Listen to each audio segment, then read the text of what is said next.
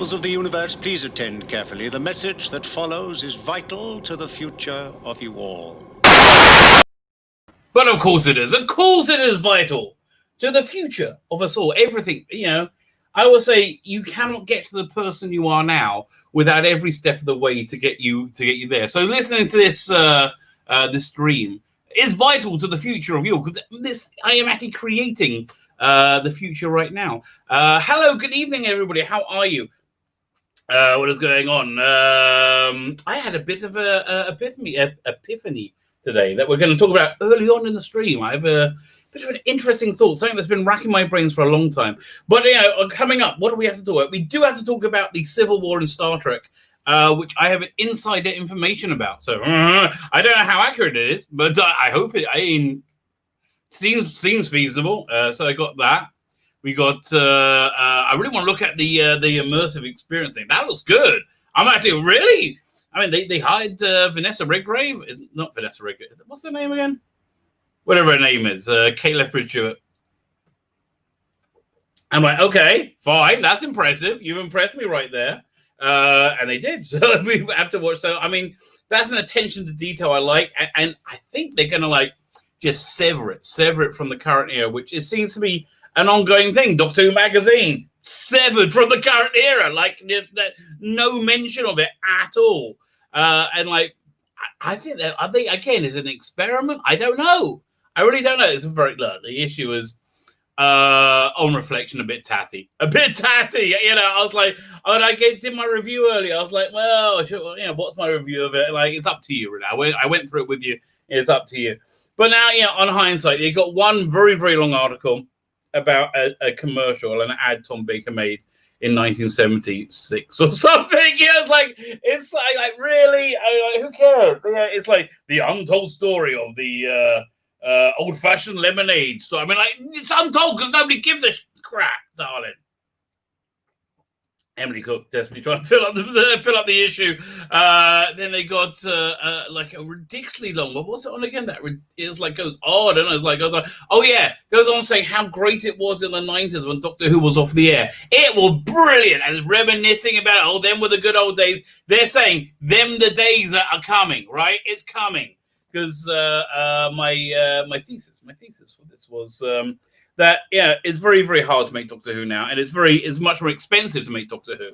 Yeah, it's you might have to like the rumors for the Mandalorian. They've got a like an army base, right? That an old army base they bought and they sealed off, and you have to like just go in there and like be quarantined before you can interact with people, but you're not allowed to leave. You know, it's like it's completely sealed, like for the entire shoot, right? For the entire like 3 months shoot. You just got to like pack up and leave. Gemma Redgrave, thank you very much. Yeah, I don't know how I caught that, but it did just boom, bounce off my eye. Brian Bing, how you doing? Brian Bing will be joining me very, very shortly. I will send you the link shortly. Where was I? So I was impressed with they had what's the name? Someone talked to me. Very long article saying how great it was in the 90s, and then they had like another long continuation about how continuity is a bit of a problem. Ergo, that the time is short. Just fine. No one worry. Nothing to see here. Nothing going on. Just move on. Move along, folks. Right. So we got that. So yeah. So on hindsight, in retrospect, I would say. Yeah, it's a miss. I mean, I get it because I have a subscription. If you have a subscription and it's digital, it's cheap. You know, I don't know. I mean, like I like the article on the what's the name? Fury from the Deep. That's like the only place you're going to get that. Anyway, so we got that. I got the Civil War on Star Trek. There's news about this Titan Doctor Who line, which is ending their Jodie Whittaker Doctor Who, and I wonder why. Because it's. I think it's this. And Dan Hadley was telling me it's very hard to find a print copy of a Doctor Who magazine at a newsagent. So it means their circulation has been cut way back. That's really scary for them. Because I reckon, I don't know where they are. Are they under 10 right now? It could be. I don't know. It's tough times for them. If they make it, I'll be impressed. truth is, here's what Doctor Who magazine is. It just needs a bit more. I hate to say the word talent. I hate to say the word talent. But that's really what it. Yeah, it's just. God bless her. Emily Cook, she's fine, but there needs to be like, listen, Gary Russell was a massive dick, from what I understand. I know a lot of people who personally cannot stand Gary Russell, right?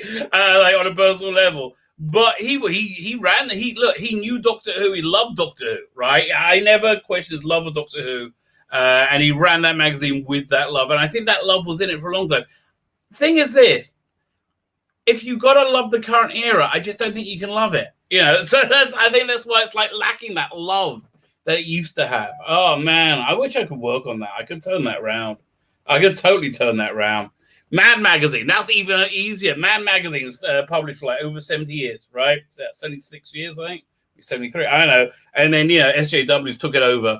And every issue was like, the president as Alfred E. Newman. It's like, it's funny one time, but like, don't just make fun of one person. Like, there's so much to make fun of.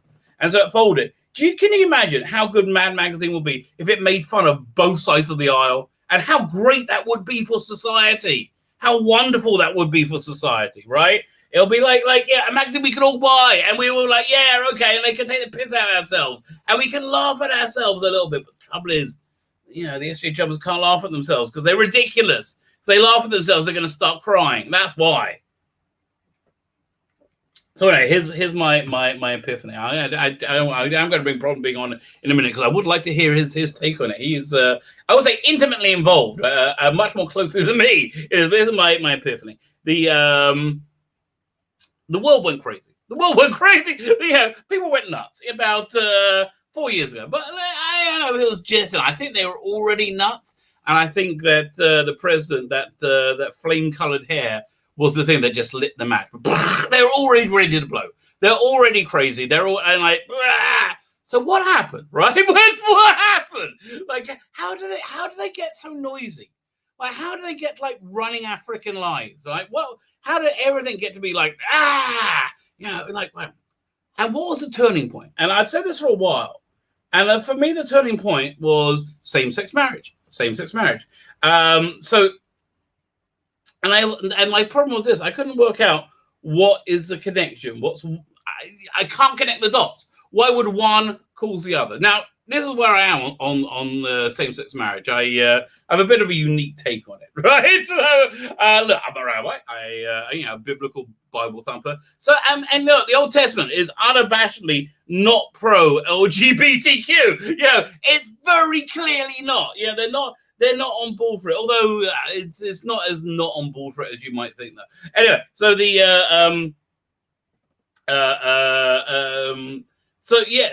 so not pro. But then again, I also think it's hypocritical, and I think hypocrisy is also a very bad thing.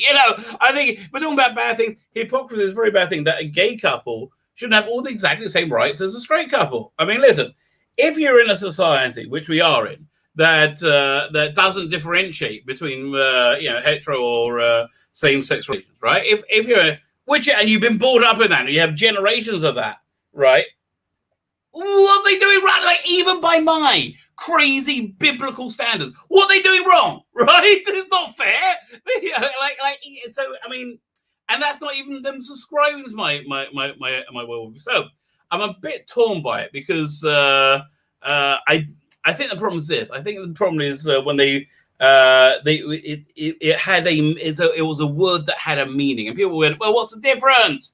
Meanings change. What's the difference? What's the difference, right? Between a man and woman and two people, right? Like, what's the difference? Good question, and it is a good question. And there's only a difference if you believe in God.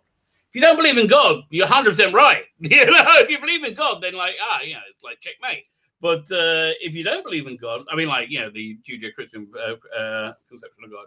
But if you don't believe in God, why not? Well, here's the thing: people had an innate distrust for changing the words, changing the meaning of words. People just it just rubbed people the wrong way. Like, oh, what? We're doing what now? But the SJWs, I mean, they couldn't get it voted in, right? It couldn't get voted in, by popular demand, if you recall. So they had to do it like. I mean, this was in I'm talking about the US. I'm not sure about England, but this was in in America. Yeah, it was like some was a Supreme Court thing. I can't remember what it was. But it wasn't like it's usurped the will of the people, as I recall. Because even in California, they weren't going for it, right? And again, I'm a person who thinks that every couple in Western civilization should have exactly the same rights. I think it's messed up royally that they wouldn't. So, but yeah, so but I still think redefining that word was a problem, right? Was a problem, and yeah, interestingly, the it is said of the original biblical flood. Why was the flood brought? And it was several reasons. But like it was the redefining of marriage that built the flood, and the sign that God would say, "Listen, you deserve." He made a pledge not to do it again. Said, but the sign when we said you deserve to get a flood, you totally deserve to get a flood. The sign that is a rainbow, right? There's a rainbow. When a rainbow comes out, that's God saying you deserve to be the entire world get wiped out, right? That's what he said. What's the world winner? So anyway, my idea was this: that it was with same-sex marriage. We taught the SJWs a terrible lesson, and we basically did is just shut them up. We taught them a terrible lesson. We said we will, we'll do it. Just shut up, okay, you win. And they learned that if they stomp their feet and they pout and they scream, that they get what they want, right? That's where they learned it, and you can't unlearn that. And that's why we're in the world today. Fine, I'm going to get to the chat first. Let me invite Problem Being. I'm going to send it to you by the twats, okay? I do like the way that Az calls it that. I'm so because I really hate Twitter. I really hate it. It's one of the worst things in the universe. I used to say if I could remove a technology from reality, like if I could edit reality, it would be WhatsApp, because that just annoys the crap out of me. Pain in the bloody ass. Everybody's got a group going ding-a-ling-ding. Everybody's like, leave me alone, okay? Nothing's that freaking important. Most things you can wait 20 minutes for, right? Most things can wait till you get home, but no, ding-a-ling-ding. I can't understand what's that. But I only thought that. I only came to that conclusion because I hadn't really used Twitter yet, and Twitter is a nightmare. Problem Being, how are you, sir? Hello, sir. How are you? Very good. Okay, well, just let me go through a little bit of the chat, because I am so behind. Okay, we got Molecular Arts as an insomniac. I approve of going live at 3:30 a.m. Go away. Good day, Bruce. Derek Manas, how are you? Tracy Thomas, how are you? Good, I guess. Good, Tracy. Where you're in London? I think you're in England. I'm going to say good evening to you. Colin Peasley, you're definitely in disaster area again. If you ever meet my son, my youngest son, who is a darling, he's like, if you get honey and make it into a human being, he's so sweet, but he is a disaster area, right? He just is in every way. Everything he touches explodes. Retro Doc, how you doing? Sadako 24, Unknown 29, how you doing? Time Mechanic, we can always repair whatever we damage now. We can damage time because we have a time mechanic. Problem Being, but you are here. Andrew Hoyle, I have not seen you in the chat before. Good evening, sir. How are you? Thank you for joining us. I'm sorry it took so long to get to you. Well, welcome. We're like that. Here we go. Pop Culture Avenger, but it just jumped to me. Okay, Pop Culture Avenger. Okay, people are saying things now. Same-sex marriage was when there was an alliance between the sane and the insane. Let's fell apart. Yeah, I guess so. That's So I guess we're in the same boat there. One say, Problem Being, you chime in before I continue. You chime in.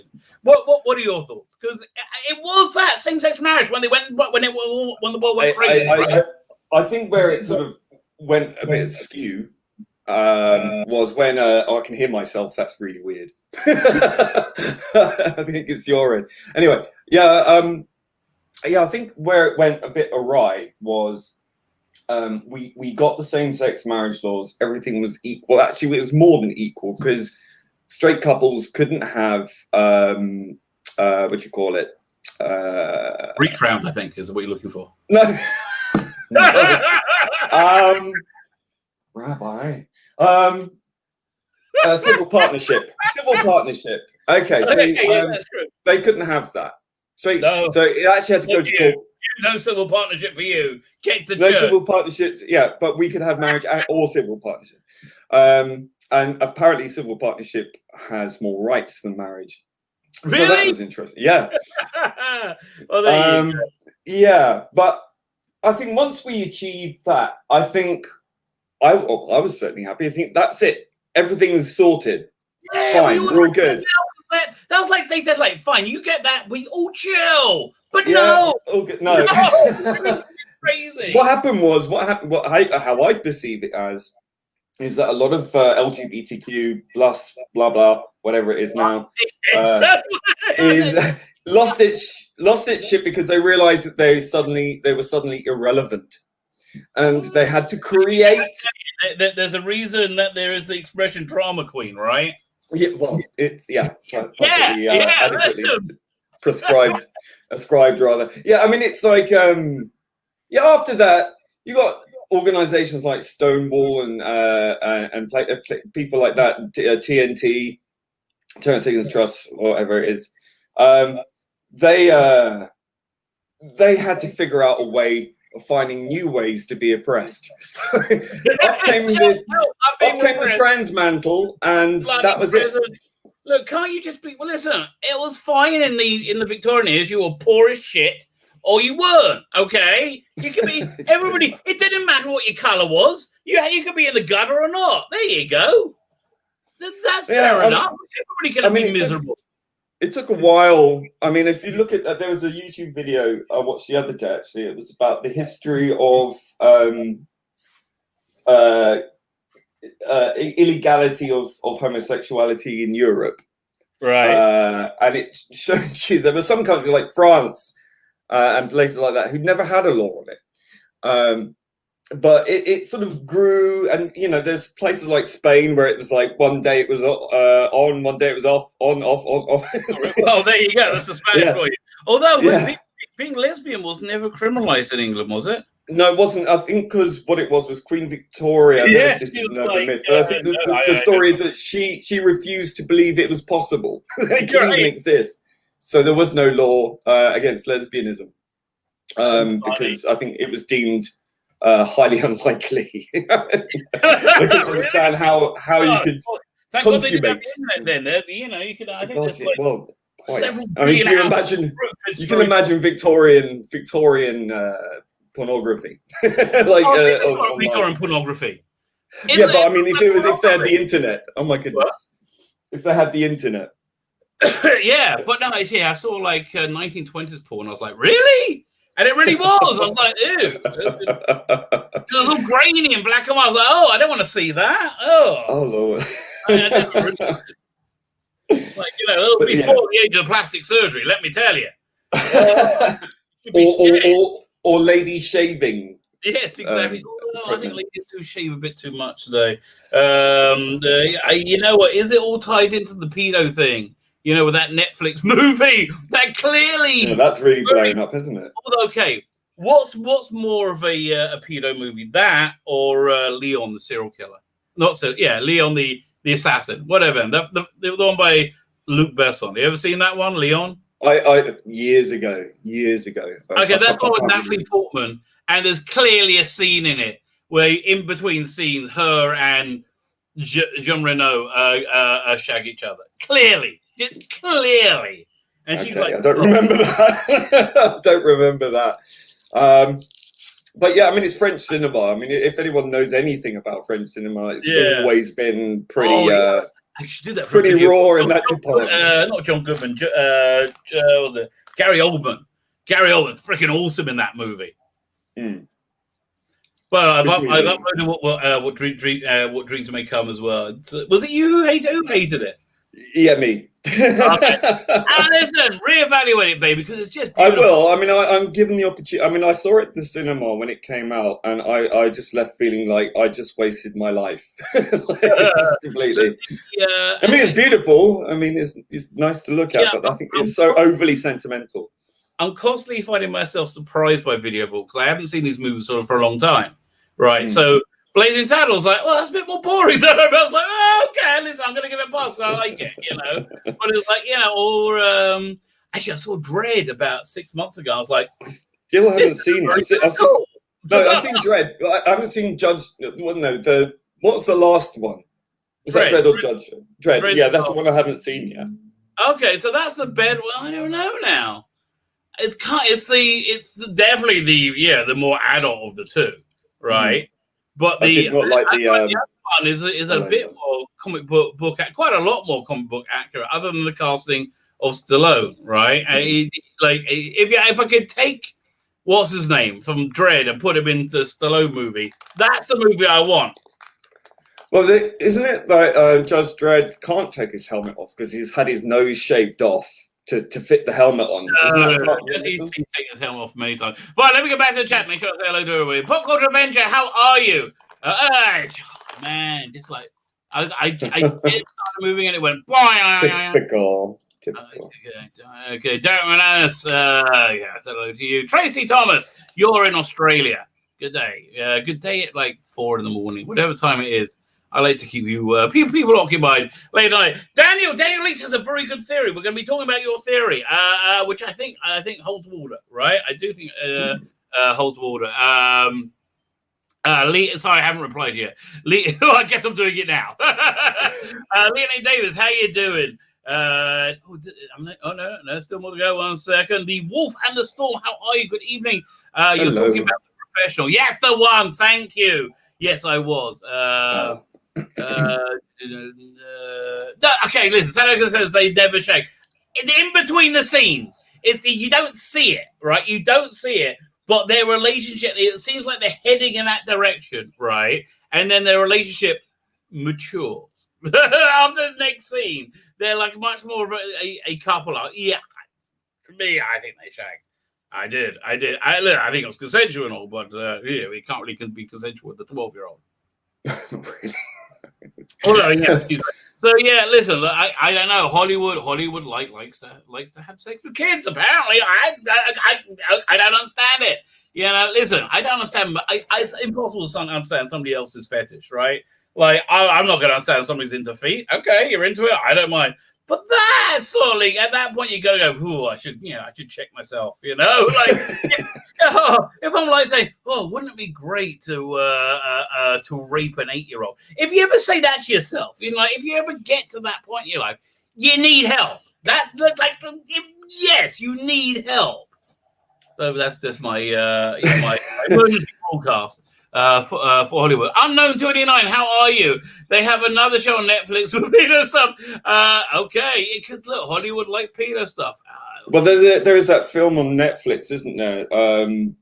Called Girl or something, about a trans female ballet dancer played by a trans teenager. My Netflix shows full frontal nudity in it, and it's like, okay, I haven't seen it, but that's what I heard about it. My Netflix algorithms knows to make that pretend that doesn't exist. Yeah, actively hide that from me. That's my Netflix algorithm is that smart. It's like, nah, leave that alone, mate. Yeah, you don't go put that in that special file. That's file. But again, it's a foreign film, and I think you know that in Europe they have a particular culture of this sort of thing. Right. Who else we got to say hello to? Strontium X nitrate. Strontium 90 was, of course, the mineral that gave Johnny Alpha, Strontium Dog, his powers.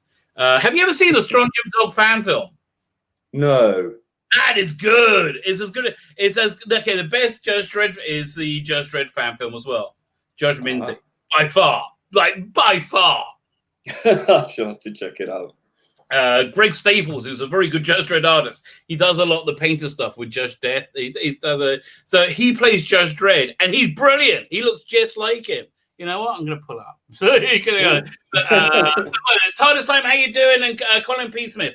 What's going with Cult Open? Yes, you are correct. Rabbi Lee, how are you, my friend? We are darn spiffy. Here, let me just do a search, and we'll do. That's spiffing, not spaffing. Okay, one second. Judge Minty. Have you never seen Judge Minty? Really? No. Man, I can't believe that. Wow, it is freaking incredible. Okay, this is going to blow your mind. This is absolutely. I mean, listen, doesn't take a lot these days. It doesn't. There you go. Pull that up. There you go. Let me put it up. So we go. Make sure my sound's turned up. That's the important one.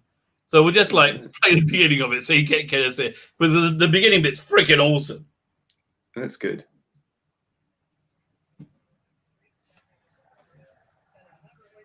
And please go over here and like Judge Minty. I'll leave him in the video notes. Yes, come on. Yeah.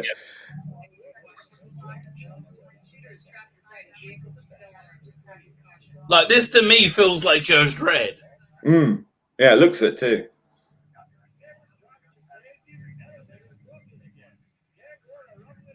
That's cool. It's a pretty nice effects going on there.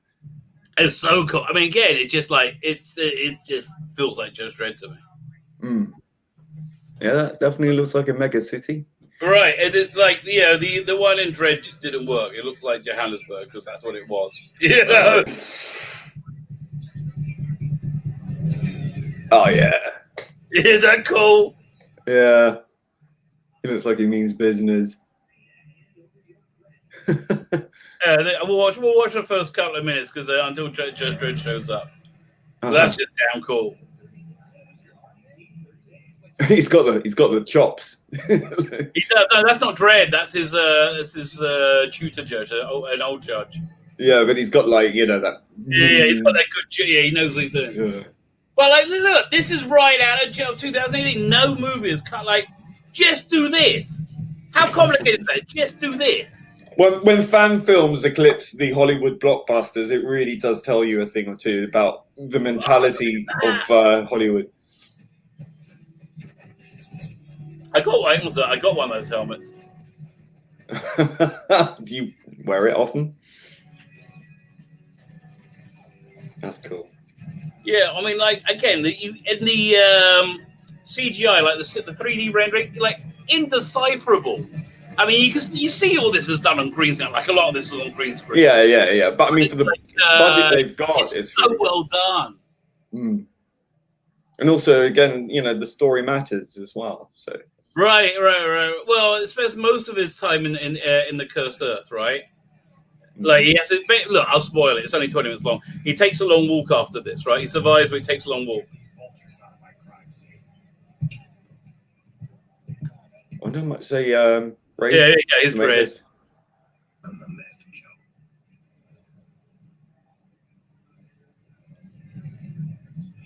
Stay with me, Bill. Where's my H-Wagon? Like, this is just perfect Dredd. Yeah. I mean, they got the framing, everything of right. This, I mean, I can see these panels being drawn by Brian Boland. Right? Yeah. It's definitely got that. But to it. I see that.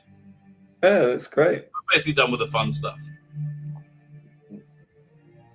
Yeah, we'll just see. That's not Dredd's basically done, I think. But like, just do this. How freaking hard is that? I mean, really? So, I mean, it again, I've seen so many sort of fan films that just eclipse what's going on in Hollywood. Right, exactly, it's amazing. Remove. Fine. So, what was I going to talk about? You know what? Here, I'm going to show you. I'm not sure if we're going to watch the full thing. People have asked me, Svi, how is it you are so acutely aware of the insane underhanded tactics of the SJWs? How are you so accustomed to this? It seems like you've been wallowing it in all your life. And the truth is, to a great extent, that is true, but not on this subject. I'm going to play this cartoon I think it's about 3 minutes long, right? I'll play this cartoon. I'll play. It's like gonna be like the first minute, and you will get exactly the parallels. Here, let me just put this.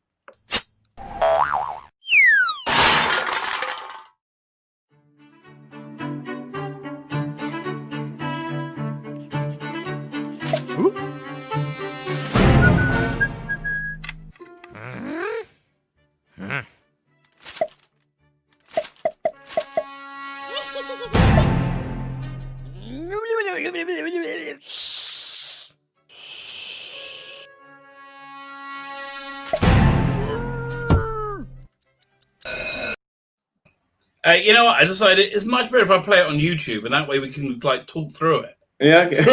I was like, I didn't want to say stuff. I was like, oh, it's like, she got muted. Yeah. Sorry about that. So if you got invested, give me a minute. They're like, oh, what was this? Where's it going? Was it Palestinian conflict cartoon? Let's give that a go. Okay, and I'm gonna come up with. There's always like two comes up. One is like the Palestinian side of the debate, and the other one's the Israeli side. So you know, I'll show you the one that I'll show you my prejudices. Yeah, fine, we'll take it from here. All right.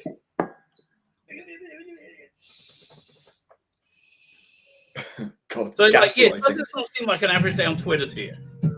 Yeah, I'm sure I experienced this at school myself.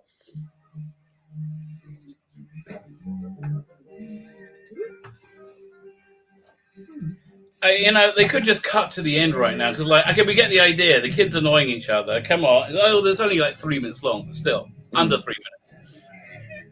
Wallop. Yeah. Oh, right. Yeah.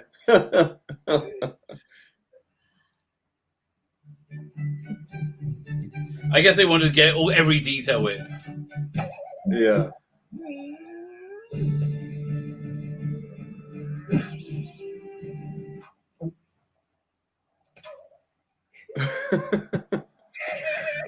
Now that's exactly what happens on Twitter, right? Yeah. The SJW, the J-bots, that's exactly what happens. And basically just carries on. Yeah, more the same. Yeah. Oh God, yeah. It is Twitter. It's Twitter in a cartoon. It really is, isn't it? Yeah. So yeah, I'm used to CNN, you know, lying through their bloody teeth. Yeah. It's interesting. It's There you go. Yeah. All right. Let's get some genre news. Fine. Should we talk about? Did you see Lower Decks yet? Yeah, I did. Yeah, just before I came on. Oh, yeah. Okay, fine. I'm going to give you a quick potted summary of the plot. You're going to spoil it for you. It's not spoiling it. You're getting out free. Okay, freaking awful. It's like I'm sitting there miserable. I really am saying I got 20. Okay, my day was very full today. I got to my office like I was pretty good. I try and get in at 9 o'clock. I was like 10 minutes late. Okay, because I was doing I had to review. I don't know, whatever. I didn't get back to all the comments. So anyway, got in like pretty early. Normally, I come up from air at about 2, for a bit of a break. Today, I finished went straight through to like 5:30. I've still got to send all you guys the links for what dreams may come. Right, I've still got another job I have to do. I run this. So I did that, and then I got this religious thing. I learned this thing called the Talmud. So I had to. There's an amount you do like 2 pages a day. So I had to finish that. That was like another half hour's worth of stuff, and then that gave me about half an hour, literally half an hour till 7 o'clock. At 7 o'clock, I had to go walk down the bloody street because I can't. The synagogue is verboten. I don't want to deal with it. Anyway, so I had to go down the street to have there's a prayer group for the afternoon prayer, and then you hang around for 20 minutes. They go into the evening prayer. You get done. Boom. So I got that. So I just got time to watch Lower Decks. I got it in. I'm sitting there. So again, I'm pretty pushed. I got that Philip Hinchcliffe documentary that I'm dying to watch. I bet there's gonna be gems in there. I watched it. Yeah. I can't wait. freaking can't wait to watch that. And I got 5 minutes in, and I was like, I'm sitting there watching Lower Decks going, I'm watching this crap, this utter crap. Yeah, when I could be watching, I mean, anything else. I mean, is it? Would I rather watch a junior Doctor Who? No, I don't know. No, that's longer. Yes, it's more painful. Yeah, at least this gets through kind of quickly. Very much so. It like has the vibe that if they're expecting a long hiatus or a cancellation. God, well, yeah. I mean, what's going to happen first? Their cancellation or Doctor Who? I started to say my theory at the beginning. They got waylaid as I do. So look, it's much more expensive to make Doctor Who now because you got to deal with all this isolation crap, which you can deal with, but it's much more expensive, right? I mean, that's just the way it is. It's like it's much tougher. So so it's good. So they can make it, or they could do it animated. Maybe I don't know what they're going to do. Green screen. But whatever it is to do it, it's going to take a lot more effort than they planned. A lot more effort to make the show than they planned. And what's going to be their reward for their effort? It's going to be a bloodbath. Because the first year, you weren't allowed to criticize it, right? If you criticize it, you're an idiot. You were given death threats. Yeah, we know. Yeah. Great. Yeah, like we're not even able to criticize it. Second year, people were like, okay, like first that year was crap. It was terrible. They're going to turn it around, and people kind of had hope with Spyfall because it looked kind of pretty. And they put money into it. I like Sacha Dhawan. They did. It wasn't irredeemable. It was irredeemable. There were bits of it that didn't make me want to stab myself in the face. Right? There were moments like that of it. So yeah. But by the end of the season, by the time they got the time show, people were like, it became the show that everybody knew it was okay to not to like. Yeah, it became the show that like everybody is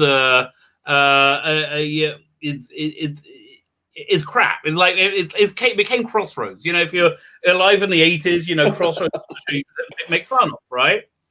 That's where it is now. When they start showing it again, it's gonna get beat up every freaking time it shows its face. It's gonna be nothing but a pure embarrassment. So they got to go to all this effort, all this extra effort to get what they know is going to be a pasting. They know is going to be this embarrassing thing. There's one important thing that hasn't really been taken into account, and that's considering the after effect of the Timeless Child story. Bearing in mind the audience tuned out for this supposedly epic finale. They heard about it. They didn't go and rewatch it. They didn't go and look at it in the catch up or anything. It fizzled out. Now, what we haven't seen is the after effect of that story. This is where they're planning on. How many more people will they lose? I know, but this is where they're planning going with it. They're not going to compartmentalize it, right? You might think Dr. Ruth and all the other doctors are before Hartnell, right? And this little chunk from Hartnell to Capaldi, we know everything. We've seen it all. We got it. No, they're peppering them in between. All these like Stunning and Brave, very different, diverse faces in between. How? I mean, we've seen the regenerations. I mean, we've seen them go from one doctor to another. How is that even possible? I mean, okay, you can say anything is possible. If I told you what they were going to do with Time Children, you would have said the same thing to me, right? And you did say the same thing. And we heard all the rumors. It was all spoiled. And we went, but that's impossible. How are they going to do that? And they just did. And you know how they did it? By not giving a crap. They're just like, yeah. And here's the interesting thing. I reckon Chris Chibnall is feeling good about himself. You know why? Because I think his plan was really to make Dr. Ruth come in like in the middle or most of the way through the season 13. She's going to be like the Stunning and Brave Doctor, right? And that's been the plan from the beginning. But the way it's timed up, he is now completely in sync with the Hollywood trends of having a black person as your lead. So he looks like he's got a forethought, and like he's like a genius. He can predict it. I bet you that's what's going through his head. He's like, oh God, how insufferable. Oh God. Look, I mean, I think, especially taking that on board, it would seem almost unconscionable for him to not make her the 14th Doctor. I really see it going that way. I don't know, obviously, but I think given a glimpse of Chibnall's mania to virtue signal to the extremes that he does, I can't imagine him wasting the opportunity to leap on board with that.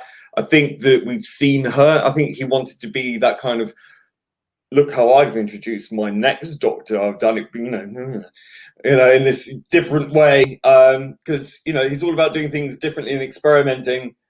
Whether or not it's good is immaterial. Seemingly, it's more about being seen to be doing something experimental. Pushing the envelope forward. By the way, just want to say, I see some chatter in the chat. If you didn't see Leon the professional and say, well, I did, please enjoy it with your interpretation. Listen, it's fine. I don't want to put my outlook on you. I will say as well that I think what I imagine, and I think Piers Wenger might be pulling the strings on this, is that I think the way it's going is that they're going to make Ruth not only the 14th Doctor, but the new first Doctor. Like, they're going to make it as though she was somehow lost in time and space. She was on the run for escaping or something. That's Dr. Prime. 100%. 100%. This is all the other stuff's going to be like subordinate to her. Yeah, no, 100%. I agree. Yeah, I mean, I hope that I'm wrong. I really do. You're 100% right. Makes 100% sense. But I think that's the route they're going. I'm just saying, Glot, good evening. How are you? And what's it? Sadako 24 is saying sexual freedom can become sexual slavery as the modern porn industry does. Yes, it does. It does. Yeah, I'm just a little bit aside. You took me there. I listened to the week before she killed herself. It really shook me. She was on. What was the name of the porn star? August Ames, right? Her name was August Ames. She was on this podcast. I was listening, and it wasn't like a porny podcast. But she was just I don't know, she was famous for being in a bikini on YouTube, and that's why she was on the podcast, right? And I said, "Oh, they found she's on porn star." Anyway, and she just sounded so together and upbeat, and I was "Oh, well, that's really must be working out for her. Good for her." And a week later, she freaking killed herself. Mm. Apparently, there's a whole documentary series about it. I always wanted to check it out. Didn't know anything about it. It's quite. There you go. Yeah, I'm saying because I heard it the week before. Same thing happened with Dana Polito, the blonde girl from Different Strokes, right? Remember the show Different Strokes? Yeah. They're all dead now. Everybody in that show died horribly somehow or other. Apart from maybe the old guy's still alive, Mr. Drummond. He's probably still alive, but everyone else just died of over. Are you sure it was suicide, not suicided? She might have slept with someone who might have something over or something like that. Who knows? Anyway, she was on the Howard Stern show, and she just she just got herself clean. Right, she came out. She's just out recovery. She's been clean for I don't know. It seemed like a long time. She was so together, so together, and it was Friday she was on, and then by the next day the headline was she killed herself. I'm what? That can't be. Well, that's it. You can never really tell the mind of someone just from how they talk. A lot of things get buried. Yeah, so it's very hard to judge. Okay, let me catch up with the chat. Okay, let's have a look. Oh, just jumped to me massively. Yeah, that's the chat flowing. Chris Persia's here. Have you seen the cartoon called Gumball? They did an SJW joke. It was quite funny. I don't know. I'll check it out. We got to talk about the Doctor Who comic, tone comic. But anyway, let's talk about Lower Decks. There, let me go through the chat and we'll talk about Lower Decks as well. Kenneth asked me, says, I have never read a Doctor Who comic book. Can I win because of the sympathy vote? Oh, this is such a highly prized prize. Back of the queue, betch. I'm winning. Everybody wants this. I feel terrible. So look, this is what I'm going to try and do. There's got to be digital versions I can get and give you guys. I just feel bad. I want a runner-up prize for not winning. Oh, I don't know, but this is the list is huge. This is one of the most popular prizes I've ever done. crazy how I had no idea what I mean, like, I feel bad for the next one. We also got to do Daniel's theory as well. Well, okay, let me finish the chat, then we can move forward. Hamdoni says, hey, Rabbi, do you know if season 20 is next for the Blu-ray, classic Blu-ray? It seems that likely, but which would you, which ones would you like the most? I'm feeling season 6. Season 6 is that'll be. That's Troughton's last series. You're not getting anything black and white till the reconstructions are finished, right? Yeah. I don't think you're getting it. Yeah, and I really think this is what they should. Which is what Big Finish should do. They should do a deal where they would crowdfund a recorded reconstruction, like a Mission to the Unknown, which I thought was very good. Do that again. Do that with Marco Polo. Say, for example, get David Bradley and that crew in, which they already recalled like their. The BBC should be doing it. No. This is the thing. This is the thing.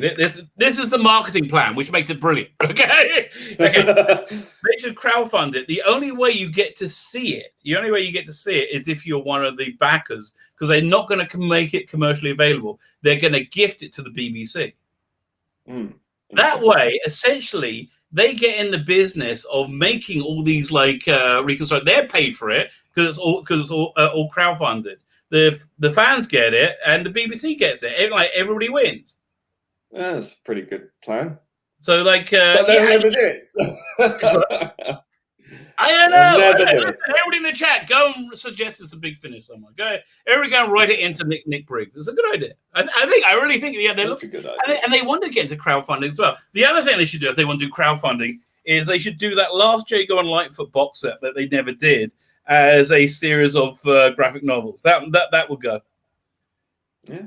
Get what's his name, Brian Williamson to do the art. He'll be perfect. He's a Doctor Who fan, and he did the what's the name? The Fourth Doctor Titan books thing. Right, okay, nearly up with the chat. Where am I? About 10 minutes behind. Let me see if we can catch up. Let me see anybody talking to me. Something about Hollyoaks. Okay, Kel Lynch, I've said hello to you. Matthew Jones, how are you? Chris Persia, if I haven't said good evening to you, good evening. How are you? Okay, if I missed you, I want to say, Colin Beaton says, are you giving participation award in the draw? I gotta find some digital thing to give away. Okay, I really feel bad. You know what? I've worked it out. This is what I'm going to give as your bonus prize because I really feel bad. And this I know I can give because I own it and it's not stealing. Let me just. This is a digital copy. You're not getting the like a print edition. Go over here. Comics.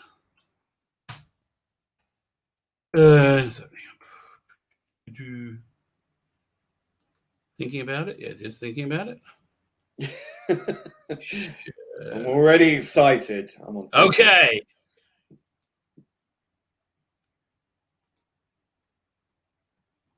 It's a digital copy of this comic book I did called The Imperium. It's a love letter to classic British telefantasy. Fantastic artwork by this guy called Dominic Radjo. So essentially, it's a bizarre supergroup with Emma Peel, who's a little bit sexier dressed than normal, Patrick Troughton's Doctor Who, James Bond, the Black Slab from 2001, and a monkey in a spacesuit. And they're sorry.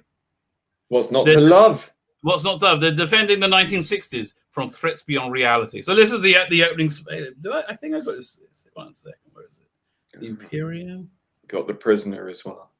Yeah. It's got, one second. Here we go. So it starts off. You get. This is the only page of artwork I did because I wanted to add this in afterwards. And so it starts off, and then everybody sings their own theme tune. I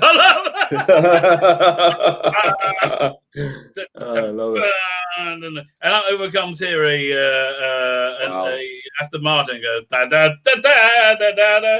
To which the prisoner says, "You little sod! I've got your number, Sonny. I've got your number." And he drives off, and he's with 3 young ladies. If I ever do a revised version, I'm going to put some extra pages in here with Patrick Troughton as a Doctor Who hanging out in central London, with sunglasses on, being kind of furtive. Excellent.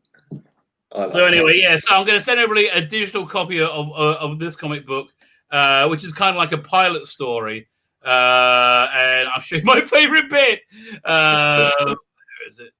Yeah, okay. The artwork's amazing.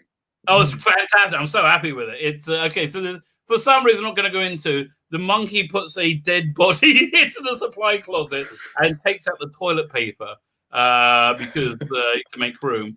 James Bond wakes up and notices one of the young leaders is missing, while overcome by a lust parasite. The second Doctor and Emma Peel consummate their passions in a way that you wouldn't expect them to do it. So like that.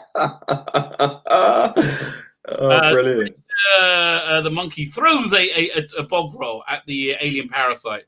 Okay, the whole book's coming up to this one section later. He grabs the bog roll with his Lovecraftian tentacles as he's like this screeching. He's saying, it's forcing its way into reality. It's like a reality episiotomy.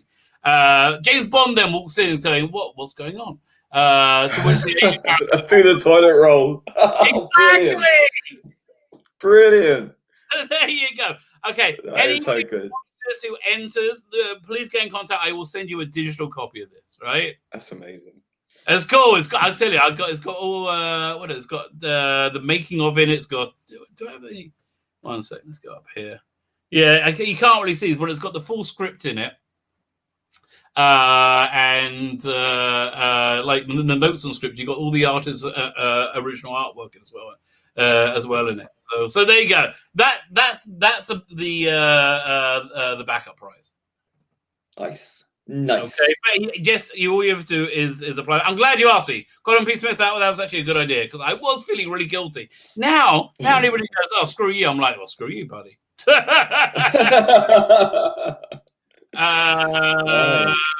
Let's just finish up there. Rule 1 for good British TV: don't let the BBC near it.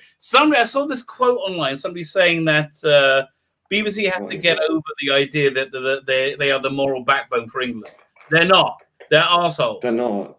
They're overcompensating. That's what they're doing. They really are, because maybe they like to have sex with kids.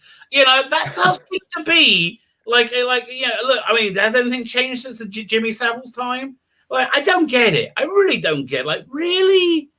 I mean, honestly, so it's the common purpose aspect. There was this quote that I saw. I've been posting on Twat from C.S. Lewis.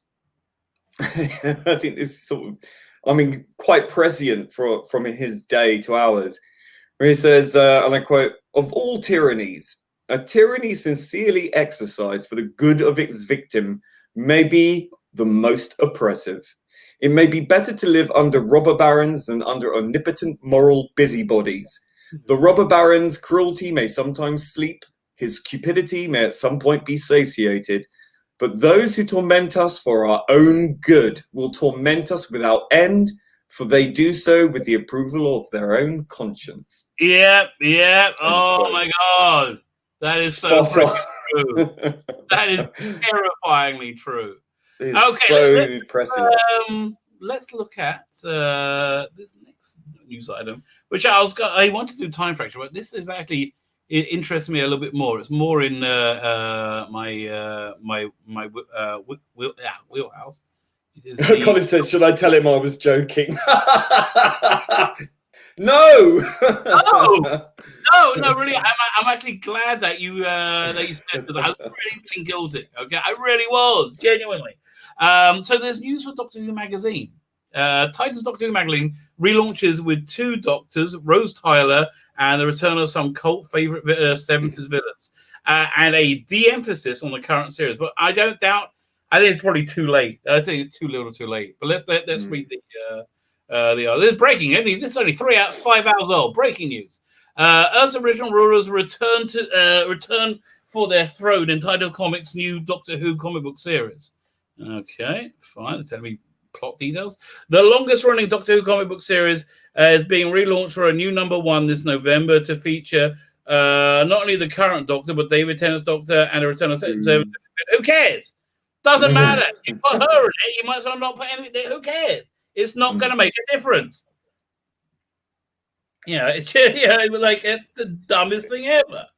It's like anti-sales. Listen, forget it. No, the comic book stores have about a year left, maximum. I say maybe it depends how soon it takes before Marvel to follow the way of DC, right? Well, didn't you say that now the Doctor Who magazine is disappearing from supermarket shelves? Like they're not getting any. But they're two different markets. One's the British like periodicals market, and one is the direct comic book market. They're two the US direct comic book market. They're two like really different markets.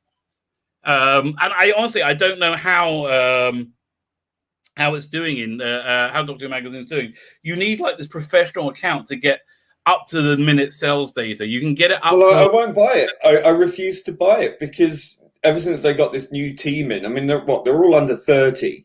They don't represent the whole of the fandom. They backed this Benjamin Cook guy. Yeah, they just don't have that much of an eye. And then they gaslight us. They gaslight us with that last edition, which had that awful Cyberlord thing. So I want to know, this edition has zero current Who. Zero. Like, you have to win for a picture of a Dalek. So much for the, continuing on from what they vehemently believe and want to stick to. If they can't even stick to their own principles. Is A-Bing it to see which one has the stronger sales data. But I think they've made that side too much now. I think we've all stopped reading it. I think I'm the only guy I know. Me and Dan are the only two people who buy it. I don't think anybody else does. Finally, let's read this. So they're bringing up the Sea Devils. They're also reviving classic Doctor Who UK title name Doctor Who comic. Who cares? Now, after narrowly escaping the Weeping Angels and the Autons in the 1960s, the 10th and 13th Doctor must team up once again. Who cares? Who cares? But, is she going to lecture him? Probably. But he did. Is that her rescuing him? Wait, go down. Image 106. Let's have a look. Oh, she's got a hand on his shoulder to reassure him. None of this. Yeah, no. Like, I'm not buying. It's that goddamn logo as well. It's just so off-putting. Yeah, that's the closest one you're going to get. Yeah, no, it's desperate. The art is just abysmal. Sorry. So, but calling it Doctor Who comic, I think opens the door that they can like do a. What's wrong with their faces? The Sea Devil's about the only convincing-looking thing on there. Right, you see, this has all the Doctors on it. I think they're going to do like a Tom Baker run, after they finish this story. I don't like she's poison. Or they're going to collapse. It's one of those two. It's like you have those two options. Yeah. I mean, I certainly wouldn't buy it. Yeah. No. I mean, I saw one of the comics, and didn't she say about how gender was like a social construct? Oh yeah. God, get stupid.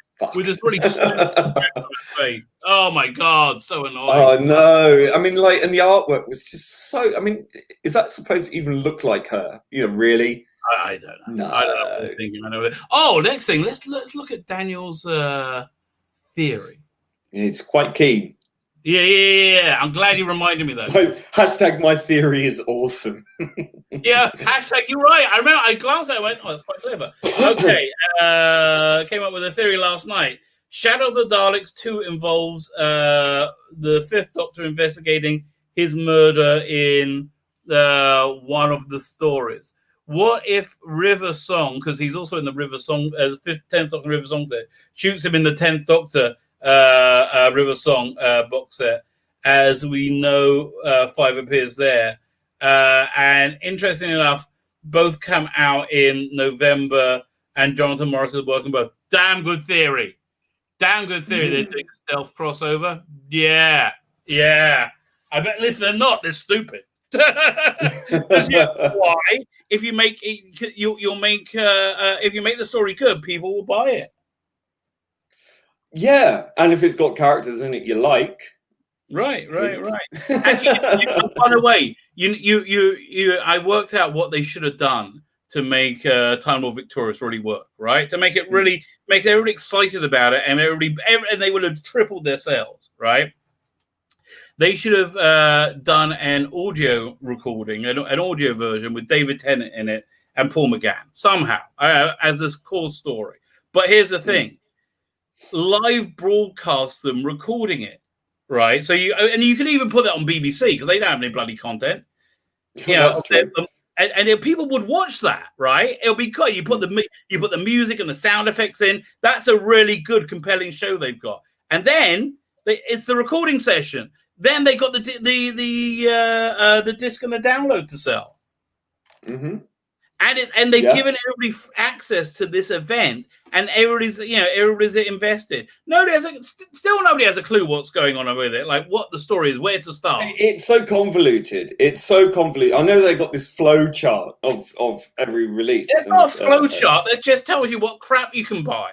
And it's everything's designed that you can just buy the individual piece. Okay, so it's so convoluted. It doesn't seem to. For example, for a start, they've got too many things.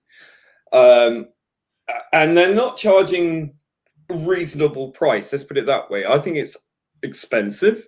I think it's elitist. I think it's very exclusionary, which is ironic considering the diversity. I'm not happy with this, but I'm going to push back on that. I'll tell you why. The big finish releases, they're $8.99 for the full cast audio drama. And I'm not talking about that. I'm not talking about the sort of big finish thing. I mean that has its audience regardless. Then the books are $9.99, and the Titan comics are charging way too much. Yeah, well, it's like 6 or 8 quid or something. Really? Really? That's the licensee's choice, I think. I think it's going to be successful, and they can charge more. Well, I think they have to. I think they're probably bumping up the prices because they know they have to. They're not going to sell as many, so they want to get as much as they can. But I think that's counterintuitive because you want to lower the price so you can sell more. That shows how much I think that shows how much faith they have in their product, that they think, well, it's going to be bad, so we're not going to sell it, so we might as well try and get some cream off the top. They know the creative team they've got. It's the same creative team that's got Cratering Cells. That's a good start, isn't it? Yeah, it really is. Was a Doctor. Well, I saw the comic books. I mean, they look dreadful. I'm sorry, that art is awful. It doesn't even look like the people. Honestly, none of the Titan books I've been able to get into. I've read everything from Doctor Who magazine, right? I love Doctor Who magazine, and I can't stand Titan Comics books. I really can't. I don't know what it is. I mean, even I tried the Paul Cornell Third Doctor ones because, again, Paul Cornell was a dick, but he should be able to write the Third Doctor, and it was just wasn't great. I was surprised. I was really shocked. He's obviously disappeared up his own black hole. I know. Honestly, most of his comics I find mediocre. I've heard that his comics aren't great, but his TV stuff is much better. So I don't no. His only stuff he's really good, in my opinion, is his novels. His novels are fantastic. All right. I'll do a. One second. Paul Cornell. I'll do a quick round. Even his name makes my skin crawl. Yeah. Oh god, that picture of him really annoys me as well. Oh, he's smug. But they're really posed picture. Like, come on. Well, it's not as bad as Benjamin Cook and his painting. Oh god, that's so embarrassing. Really? And that's my official rabbinical opinion. He's a twat.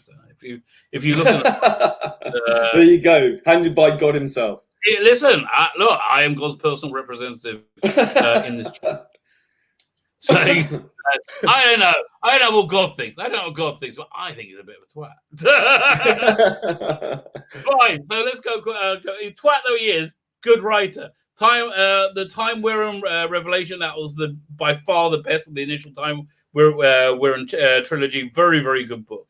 Excellent read in general. Love and War, even better. No Future was okay, but like still kind of high up there. Human Nature, yeah, we all know how excellent it is. Happy Endings. Okay, that was probably the weakest, but still very good. Goth Opera, excellent. Shadows of Avalon, freaking awesome. That is awesome. I recommend that highly. And that's, I think, all I've read of his, right? But that's like a darn good track record. He wrote Scream of Shalka. Scream of the Shalka. Did he write that? Yeah, I think he did. He wrote the novel of it anyway. Mm. But yeah, no, and he does know what he's doing with that. Fine. So let's go to that's the next thing we're going to go to. Was right. Let's look at these. Let's look at these promos for Time Fracture, which was surprisingly good. I was like, "Have you seen?" I've seen one of them, the one with the time fracture in the wall, and then the guy goes through it. Yeah, that's one I've seen. I haven't seen this other one. Here it is. 1 second. No, I haven't seen that one. What's the point? Unit's been disbanded. Yeah. Look, so is it back in canon now? Is it back in? Is it like operational again, or what? Listen, it's or is this just another cash grab? The era doesn't exist. It's irrelevant. Really, that's super the case. Fine, okay, I'm gonna play this. Righto. Dr. Evelyn Yates, personal identification number 92225C, recording from Black Site, 51 degrees 30 minutes, 47.7 seconds north, 0 degrees 8 minutes, 51.9 seconds west. Okay, what I'm liking about this, by the way, it does have the feeling of the 90s, where you've got all these like independent productions going on, which I really enjoyed. You know, like I still think Shakedown, the Sontaran thing, is the best Sontarans I've seen. I've got the video right in front of me, actually. Oh, yeah. Yeah, no, it's and I think they're all, but this does have that vibe, which I like a lot. Let's keep going. We don't have full confirmation, but it appears that the experiment to send a human being through the time fracture was a failure. Sergeant Dudley is missing, and though we hope that we will be able to recover him from the fracture, that outcome is looking increasingly unlikely. As you can see, since the experiment, the time fracture has continued to grow at an alarming rate, and we have intercepted communication. It looks the same to me. Yeah, want to say what that? It looks the same to me. It doesn't look like it's grown at an alarming rate. It's pretty much exactly as it was in the last video. Like, just tell the designer.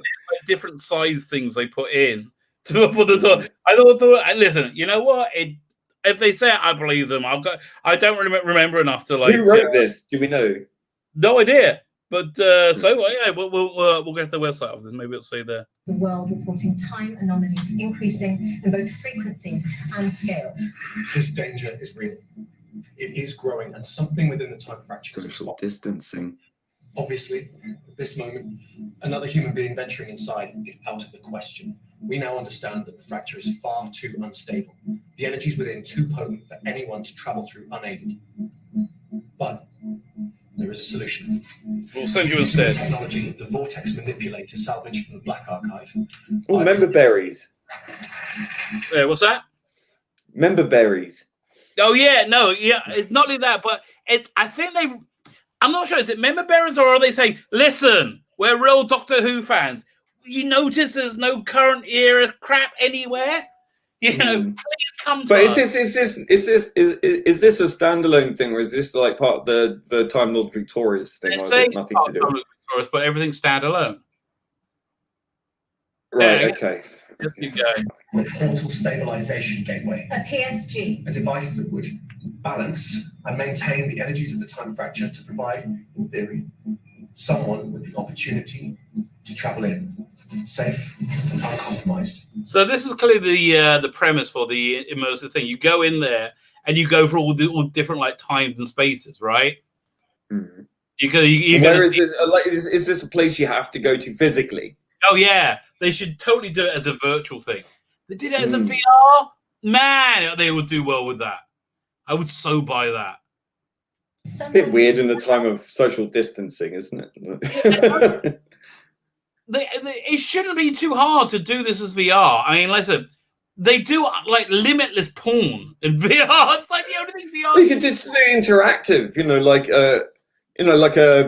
like one of those sort of DVD games where you can sort of, or you go online and you sort of point and click and you get a choice to do something or whatever, Yeah, again, listen, this is the technology to make this is really like not expensive.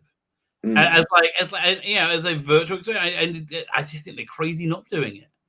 Let's keep going. Knows what they're getting themselves into. Exactly. We must insist that whoever is chosen to make this journey should do so with full possession of the facts. They should know what happened to Sergeant Dudley and that we're working in uncharted territory. They should be volunteers. On who those volunteers should be, well, someone had a suggestion. This next part is rather, in normal circumstances. So this must be what they play before you go into the experience, right? Yeah, that makes sense. It would be odd, considering everything else that's going on. The Doctor's private channel for encrypted communication came online with this message. Did you get my shoes? I told you they were their shoes. The message. It's a bit sexist, isn't it? Is that implying that the Doctor, now being a woman, is only obsessed with shoes? No. It's Doctor. Oh, right. Oh, yeah, because the boot and the... Yeah, and they're very clearly saying this has nothing to do with the current era. I was just kind of joking. Which, if you were to approve this as an operation and wanted to name it, it's a bit on the nose. It's obvious. But it does what it says on the tin. And then the rest of the message is just names. I mean, the guy's just kind of lost his life and she's laughing. Guy's just kind of lost his life and she's laughing. The guy went earlier. Again, you're all excited. You're about to go into the thing. Hundreds and hundreds and hundreds of them. What's Kate Lefford Stewart? Considering the timing of this, that's a separate one, isn't it? Should be considered very seriously indeed. Or is it coming up? All right. Oh, there it is. Oh, here we go. Brings us to you. The information you've just seen is not for civilian eyes. My name is Kate Lethbridge Stewart. I'm the former Chief Scientific Officer of the Unified Intelligence Task Force. I have broken every security protocol we have to show you these. So she's the former Scientific Advisor of the unit. So that means, okay, whatever. Recordings. But I've done this because someone very important to me, my family, and, well, the survival of the Earth. They think you have an important part to play in this operation. Your name is on the list, which means we need you. So consider. Oh, I just realized the music in the background. Yeah, the current day music. I know you won't let us down. They probably have to use that. My guess is they just like they got to use the current day logo. They have to use the current day TARDIS. Right. Well, listen, it looks good, but I'm not going to go to it. Well, I mean, who can? I mean, look at Disney. I mean, you've got the world's largest theme park, and people aren't going to it. So yeah, exactly. Just seems a bit ill-considered, perhaps. Right. Good luck to him. Fine. Okay. Lower Decks. I was going to tell you the review of Lower Decks. Okay, so this is basically the plot. Boimler is like really uptight. I don't know. First off, Boimler is doing a music recital, which is one of the things I really liked in the in Next Generation. They all had these very aspirational hobbies. They were like violinists or something. They all did this like interesting stuff. And he was doing this thing, and everybody hates it, right? Because everything he does is awful for some reason. I don't know why. And so he's doing his like violin. Irish dance recital for some reason, and everyone's like, "Oh, you're so awful." Then comes the awful woman. What's her name? Bennett Bark, whatever her name is. the awful woman, and she kicks him off the stage because she's horrible, and she starts playing a death metal thing really very loudly, making the whole shit shake and getting in. Bestest ever. Yeah, oh yeah, because she's good at everything, but she doesn't follow any rules. I'm like, what? She's just an annoying bit. She's terrible. And so they, for some reason, oh yeah, so then they're doing some lower decky Star Trekky stuff, and they tell them that they pad in some time into everything, so it makes them seem that everything, they're doing everything quickly. So the captain gets pissed off because she's not picked. Oh yeah, wait.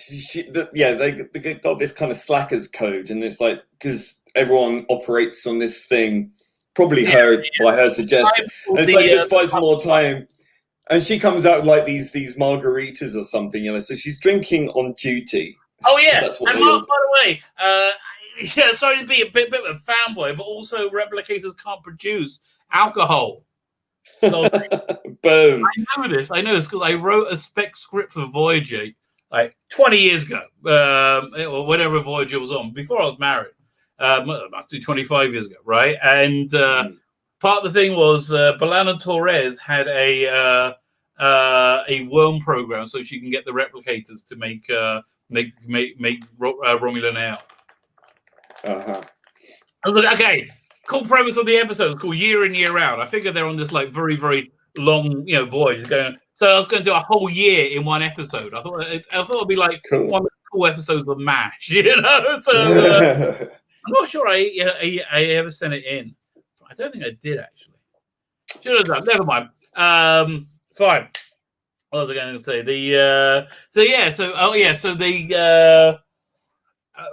So the captain's all pissed off and.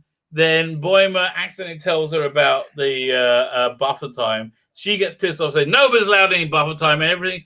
And everybody has like these unrealistic times that they have to get the job started, causing the entire. Herrenberg, how you doing, mate? I haven't read your email yet. I have got it. I haven't read it yet. I'm sorry. Causing everybody to do a terrible job. The ship to fall apart. Meanwhile. Whatever her name is, what's her name? I think it's Bennett. Bennett Mariner or something like that. Okay, so she is on an awaiting to a planet to present them crystals, but they got the wrong thing. They give them a log instead, so they're pissed off because that's which is a sex icon or something, isn't it? Yeah, like a sexual thing. right. No, because they say that it was a fertility. Symbol of the other planet. They got their own got mixed up. So then there's a massive. Then these primitive people somehow. First they invade the ship and they graffiti all over it for some reason. And Boimler's enjoying it. Boimler's the only character who's like in his element at this point. He's ahead of schedule. The lack of buffer time because he's such a nerd because everything about him is wrong, even though he does everything right. Because everything, but he's so wrong. Oh God, I hate it. I hate this. He does have a moment though when he's got a phaser and he's up against these invading aliens who've got nothing but spears. They can space travel, but they've got spears. Right. And then he sort of zaps them, and he's sort of in his element. He's sort of winning. But I got a phaser. Doesn't everybody else have phaser? I don't know. The moral of the story is. Be a terrible person. Oh no! Also, on the same time, on the planet, the second command and whatever name Mariner, they get locked up by the aliens, and Mariner's like, "Why aren't you accepting my authority?" Like Mariner's like, "I'm in charge," and the second officer's like, first officer's like, "No, I am," and they got to fight this massive monster thing. And the second officer, first officer, stabs her so she won't do it, and he does it. And he actually gets his way. This is. She actually gets put in her fucking place, which is like, I can't believe it. They just ended up making you really excited about it. He rips his shirt off, and she's ogling him like crazy. And she says something racist to the guy with the spear as well, like whatever you guys are, Like, oh God, she's obnoxious. So So yeah, so and then in the so they decide to reinstate buffer time, and he's in the far future credited as the worst slacker ever in Starfleet. Because why? Because he gets a plaque awarded to him for having this new rule that everyone should just slack. And he's like, it's so antithetical to his beliefs. And he said, well, it won't last forever. You know, it does. It shows you the future. And he's got a statue erected to him as being like, you know. Oh, no, but then they said the most important person was Miles O'Brien. Yeah. I really thought they were going to say her. I really thought they were going to say that Bennett woman. I thought that, or I was going to say Michael Burnham. I really did. Oh, God. Fine. Let's look at this thing about the Civil War in Star Trek. Although let's have a look at the headlines. Wonder Woman 84 creators confirm a few rumors. So yeah, obviously the characters are Trump-alike. Who cares? It's fine. I can live with it. Zack Snyder confirms cut dialogue from saying, yeah, like, do you believe that dialogue's gone? He said it's stupid. And the teaser for the trailer looked really good. I'm really excited about this. I think the whole thing's just been contrived to be a big, clever, let's make some more money on this thing. I think everyone's been bought into this. I don't assign that much ability to these people. Although, you know, I started thinking, because I do firmly think there's going to be a move to make the economy feel like it's tanked before November. Right? I definitely think that's going to happen. Because they really want the election to go a certain direction, right? Oh God, yeah. So I was wondering, remember when Obama won and the economy tanked like 2 weeks before the election? Mm-hmm. Do you reckon anything was going on there? Oh well, you know, I still think that if you're really sort of overtly using these tactics, you know, we didn't do anything. I think it's just so blatant, right? And this whole Russia thing, you know, that is another thing. It's just like, look, I mean, every country on the planet that has any cards in this game is hacking the shit out of everyone else, you know. Yes, of course. You know, it goes on. You know, it's like, yeah, of course. You know, it's like nothing new. Right. But you know, I mean, listen, that whole piss tape thing, I knew that was bollocks from the beginning. But yeah, it's just how many millions and millions and millions of dollars have been spent on just trying to get this guy kicked out of office. I know, and they keep failing. Look, honestly, that's why I think that's proof of God, quite frankly. That's the only rational explanation. He's not that clever. And if he is, he should be president. Blimey, that's quite cool. But okay, new rumor claims to reveal abysmal lower deck rate. Oh no, that's not. I'm on the wrong bloody one. I've got to go all the way back again. It lose half its audience as well. For what? It lost half its audience, hasn't it? Yeah, like it sounds like 200,000 or something. Crazy. I got to see this movie, American Pickle. I mean, we now live in a culture where they celebrate mediocrity and failure. It's just incredible. Like, how delusional do you have to be? I mean, is this just done on purpose? So they just want to wreck everything? This is where I'm thinking: are they being funded like to take all these losses to break Western culture? So they got like all these billionaire think tanks are just pumping money into these things to keep them going to wreck everything and then sort of replace it all with whatever crazy shit that they want to replace it with. That's totally obviously the goal, isn't it? All right, seemingly, I think so. Let's not talk about rumors about planet Earth. Let's talk about rumors about Star Trek. Far more interesting. New rumor claims more Star Trek shows cancelled, including Picard, as internal struggle mounts between Emma Watts and Alex Kurtzman. So the rumor I heard, right, the information I had, Emma Watts' mission is to clean up Kurtzman and clean up Star Trek so it can be sold. Get rid of them, sack them, end off. Again, I wish somebody there would heed my advice. You want to fix Star Trek? You probably could. You probably could at this point. You fix Star Trek by doing a low budget Star Trek Continues series.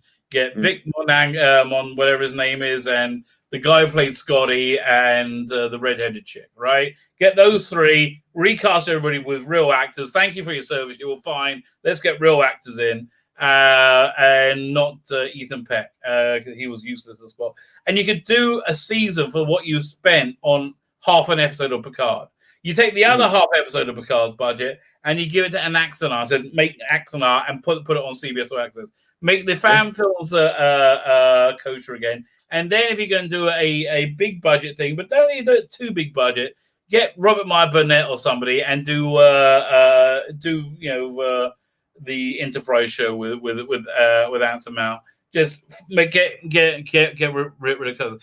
Do that, then you fix, and you do that. Do that for a couple of years, and you fix Star Trek, and then you could probably have a movie coming out that would make some money. Yeah, but But anyway, so my rumor is she wants it fixed up so it can be sold, not so they can make money with it, because it's like they need to sell it. Well, I think they need to. I mean, it's really down to the failure of Viacom and Paramount, where I think Paramount really is the home of Star Trek. I really think that's where it should be. Well, it is. Yeah, I agree. I don't. Although I think Star Trek's better on TV, I think the name you want to go for is Paramount, which is like Paramount. I think of Indiana Jones. Yeah. Right. I think of those great Star Trek movies. CBS. I think of like I don't know. I mean, you could probably throw a stone at a Star Trek convention and it would land on someone who could do a better job than Kurtzman at running this. Really, someone knows what they're doing. Someone who actually let's read this article. A brand new set of Star Trek rumors have surfaced, claiming that there is an internal power struggle being waged between Emma Watts and Alex Kurtzman for the future of Star Trek. Not only does this new rumor from 4chan, so 4chan, take it with a pinch of salt there, quite a big one, detail there is an internal power struggle, but it also claims that Star Trek Picard Season 2 will not be happening and Lower Decks might also get an axe. I can't see how Lower Decks wouldn't get the axe. As Star Trek Picard, how on earth are they going to ensure Patrick Stewart? I don't think they could afford it. I mean, how old is he now? I mean, it's not. I don't think there's insurance available for. He's a high risk. He's high risk. It would have to be like the first Doctor in the Three Doctors, right? That's the only one who can do it. Yeah. I mean, unless they get him to voice an android or something, whatever they call them these days. I mean, look, first he was awful. Now, like, I don't want to say it, but how on earth can Lower Decks even be considered to get a second season? I mean, because it's cheap, but it's so unsuccessful. It's like, well, yeah, it's embarrassing. It's embarrassing. And it's embarrassing. Like, gets cancelled a lot. It's antithetical to Star Trek. I mean, it really is. How, if you look at the history of Star Trek, how on earth does that even remotely fit into the ethos? It's so completely on its head. Not at all, because again, it's these Twitter idiots. These people live in Twitter that think getting a mic drop is everything. For them, getting the last word is everything. And if you don't, you're a dweeb. I think what it is a culture of narcissism. That, I mean, there's a whole generation seems to have been raised thinking the world revolves around them, and it's just like pandering this kind of shit. So there's mediocrity to these people. I'm wondering if this is a unique situation, or if it's not unique. It's commonplace. No, like before, like Rome fell, or any great empire. It does have the hallmark. Yeah, it does. Yeah, like were the people in Rome trying to say, "What are you doing?" But I guess you get stupid people in charge and they destroy your society. Basically, Rome was destroyed in a generation, from what I understand. She teaches Claire classics. And, because the world, is so much more globalized and so much bigger in terms of power and energy and money and people and everything. If that collapses, that's going to be the biggest collapse in the history of mankind. Oh, yeah, one sec. I'm gonna WhatsApp my sister. It's too big to fail. This is it. You know, forget the banks. This is the one that you do not want to fail. Too big to fail. Yeah, one second. Just WhatsApp my sister. She's a professor, a tenured professor in classics, so she would know. 1 second. Hi there. On a live stream right now, and we're trying to work out, although we have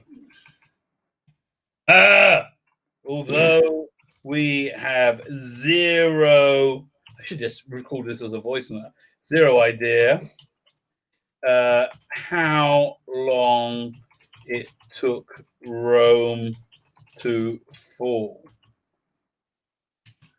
Like generations or months. There you go. Let's see if she sees it. Yeah. Okay, it's got one check. It's got one check. That means it's delivered. Oh, it's got two checks, but they're not blue. They're not blue. Don't you hate it when it doesn't go blue instantly? Okay. I mean, these phone's on though, right? Or that's the phone's on. Watching TV. I'll report back. Listen, we can look it up. We can look it up. I mean, let's have a look. Yeah, but she'll probably have no. Okay, the room begins by claiming that Star Trek Prodigy has been cancelled eternally due to Emma Watts pushing to take the reins of Star Trek away from Alex Kurtzman and Bad Robot. See, we keep hearing this though. We keep hearing he's being pushed out. He's being sidelined. And it took 76 years. Around 76 years. Okay. It started to decline in 200 AD, but by 400 AD, Rome was struggling under the weight of its giant empire. The city of Rome itself fell in 476 AD. There you go. Okay. Oh, a second. My sister's typing. Let's see what she says. She might say you're wrong. Fine, was it? Star Trek Project was just announced by CBS Viacom a month ago in July, and the announcement Star Trek website. But it sounds awful. It's a CGI thing. Oh, it says the whole thing. Oh, let's hear a reply. Long process, about 100 years in total, but the final fall. By the final fall, not much left really. Okay. There you go. Bang. Same ballpark. And the good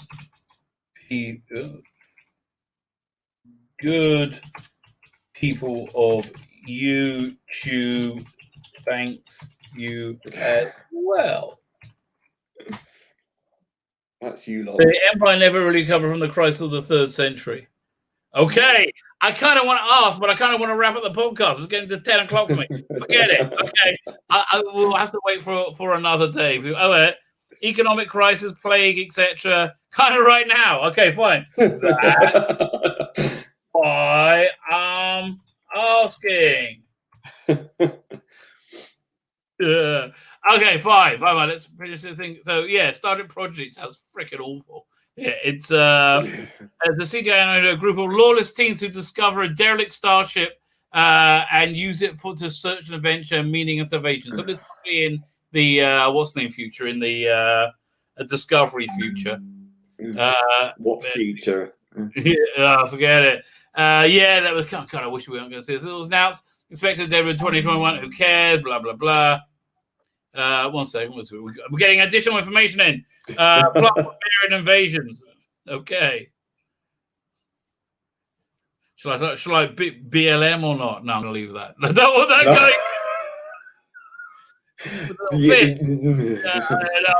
going. I don't want that going on. Yeah, they can't read what I'm saying on YouTube. Well, 1 second. Now, getting more. Taking advantage of the weakened state. Okay, so fine. Okay, so that's to come from Venezuela. How do you spell Venezuela? You're asking a dyslexic. Hold on. VENEZUALA, I think. I got close. I'm just going to. Did I say Z in the middle of that? Yeah, probably. Hopefully. So you got that to come from Venezuela. So that's still to come from Venezuela then. There you go. Fine. Keep going.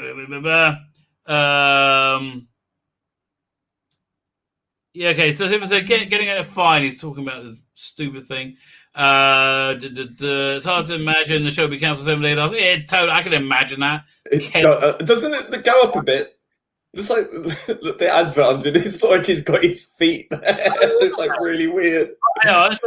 This is the worst captain in Starfleet. This woman who. Did you see this short track? I didn't, but I heard about where they're singing. She's singing with Spock or something in the lift. No, that's a different one. This one upsets the pathetic white old guy who then ends up filling the ship with tribbles. Okay. Eat everyone. Basically, this guy, but different. Okay, of course. That's the one. That's Rebecca Romaine. All right. Fine. God, Will Wheaton. Shut up, Will. So, yes, like every time I see Star Trek now, and it's like I always like shut up, Wesley. You know, like really, your moment of fame is over, right? Yeah. Okay, speaking of moments are over, I think it's me too. Okay, let me just go through the chat, make sure nobody was trying to talk to me because that would be bad. Well, there we go. I'm gonna press the wrong thing. How do I do? Oh yeah, press that button. Press that button. It should. Hopefully, it comes on muted. We'll find out in a second. He's thinking about it. What's it? Ask me something.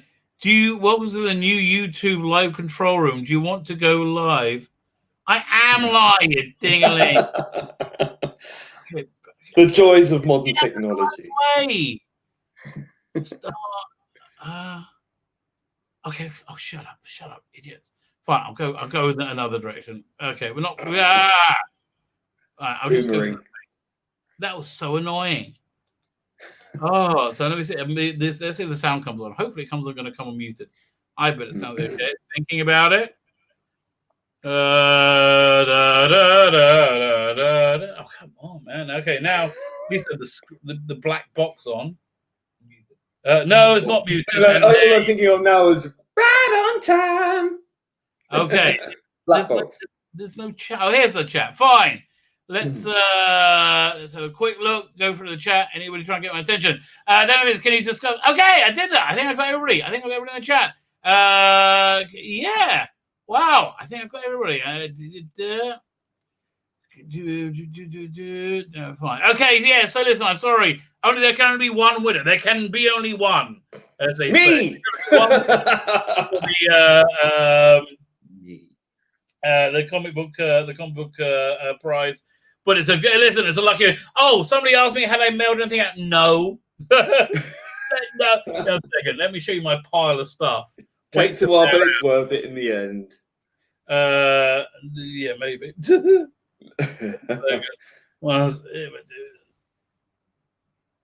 Okay, all this is bloody prizes. How do I send it to me? Doink. Okay, my daughter's face just came up on like really. There's so much of her. By the way, did you get the thing to the Deadly Assassin to work yet? No, I need to download the VLC thing, I think. Oh, really? Yeah, it should work. It should work. Yeah. Okay, well, straight away. Look at me. AirDrop. Waiting for the it saves me having to go out and buy a Blu-ray player to play my Blu-ray disc on, but I had to get the box set because it has Talons of Wang Chai on it. So. Yeah. That's what I'm ripping right now to upload. Yeah. Yeah. Because basically, what I do is I just rip everything onto my hard drive, and then I can watch it anywhere. So that's it. Well, I don't feel bad about asking you to send me the links because I've bought it, got it, so it's not pirating. I've got the thing. I just can't. Right. Just This is like right there. 1, 2, 3, 4, 5, 6, 7. Okay, 7 of them. I got a mail out. I know where they're all going. I got all the packaging. I got okay. Where I am now is I got to get packaging material before we can get the bloody post office. So the Spider-Man one was ages ago. Maybe this week, I hope. But you're all going to get it eventually, isn't it? Look, baby, I'm built for comfort, not for speed. That's all I can tell you. Anything else none of them are coming my way. Sorry? I was going to say, is there anything else I wanted to? I think we covered everything. Yeah. Okay. I think we're doing good. So I'm going to wish you all good evening. I'm going to click the end broadcast button, but you never know. First, ask me, are you sure? Like, if I wasn't sure, why would I bloody click? Yes, I'm sure. I'm going to click it, but we never know where it's going to end. Where will it be?